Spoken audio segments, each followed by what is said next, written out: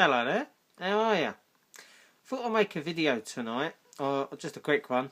I noticed when I did the cbrn video, when I put the suit on, and the respirator and all that, it got a lot of attention, 19 views in 4 days. Now for somebody who's been on YouTube a short amount of time, I think that's pretty good. So what I thought I'd do is give the people what they want. You like cbrn, NBC? What I'm going to show you now is what I keep in my haversack. Now this ain't done in the way of the army, this is done in my bug out way. This is the stuff that I like to keep in mine. So if you've got a haversack, respirator and all that in your bug out kit, you probably have different items. So this is just a view of what I've got in mine.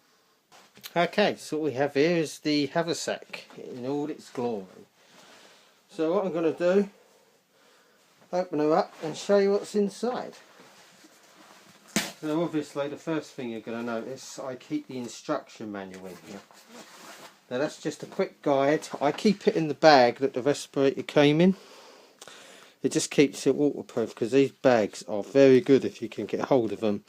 A lot of the cbrn kit will come out of this and they're great. So I keep all the instructions and documents for it in there so they're to hand. That's the first thing. The second thing is the respirator itself. Now as I said before, I like to keep the straps at the front so I can easily just put it on and pull them backwards. And then we have our outer gloves.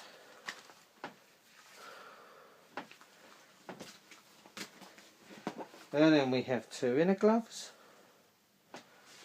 And what I like to keep in here is a duster. Now that I can just use to clean out the inside, wipe any sweat off, anything. Again, you don't have to keep them in there, that's my personal little touch. And obviously, we keep a spare filter in there. Sorry, a spare filter in there. Now that comes with a little cap. It keeps it protected. Also, these decontamination, they're upside down, do apologise, decontaminator paper. Now what they are these little tabs, and you pull them off and you can stick them to the patches that you'll see on the cbrn suit. I think they turn blue when you do come into contact with chemicals and things. So these are just a close-up, bit of a more detailed description. What we've got here is the filter. Well, it's basically what you see. Just this black plastic filter. There's not much I can tell you about it, except they have a barcode on the back. I don't know what that's for, just an identification thing. But they do have this plastic cap, as I said, and it just keeps the inside of that clean, protected, and what have you. And yeah. Next thing, these. Now I just keep them in the bag just to keep them waterproof, but again I don't think that's necessary. That's just how I was taught. Detector paper, chemical agent number 2, MK1, liquid 1 colour. Now I think this would denote what colour, so they're blue. And you got that in there, instructions that just tell you how to do it. And you got that, and it's gone. No, and then you just pull them off and stick them to the pads that you'll notice patches on the cbrn suit itself, on the knees and the arms. Now we've got this bottle, whoopsie.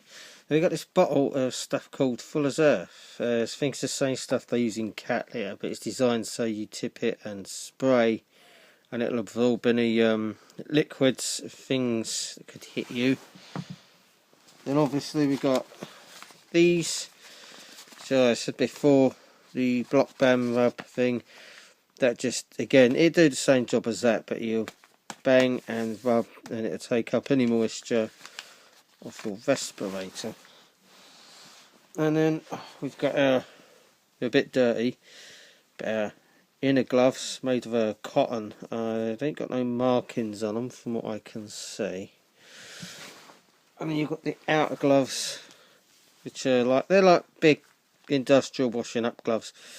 They got a grip on them, so you're going to need that. They're rubber, made in 1988. All this kit's very old. And then you got your documents in here, which I'm going to show you next after I clear this light out of the way. And we have this book, Care of Your Respirator, and it just tells you how to clean it, how to maintain it, and bits and bobs like that. Now bear with me, because I just got to cover it, because I don't want you seeing my details, which are there, so we're not going to be knowing them. And it's pretty straightforward. Instructions, store the bits you need, and I just like to keep it in my respirator, so if I ever did come a problem with it, I can generally sort it out. And now the respirator. This is the S10 respirator, as I've said before. Then you can take the filter off easy enough like that, and you see on the front here there's a little switch like that, and that's actually a drinking straw, because if you look inside you can see that straw moving just about. There you go. Remember, then you can put a bottle on it, you can switch it to the middle, and you can take a drink while wearing your respirator. It's a simple case of just pulling out this thing,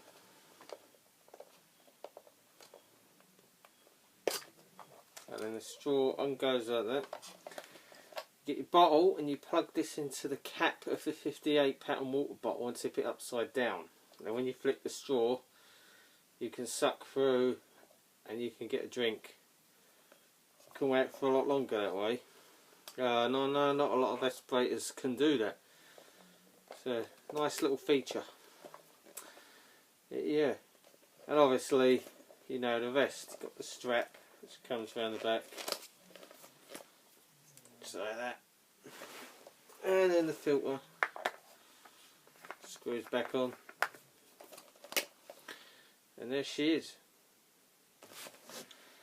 And the other good thing with this, what you can have done, you can have a lens made up for the right eye.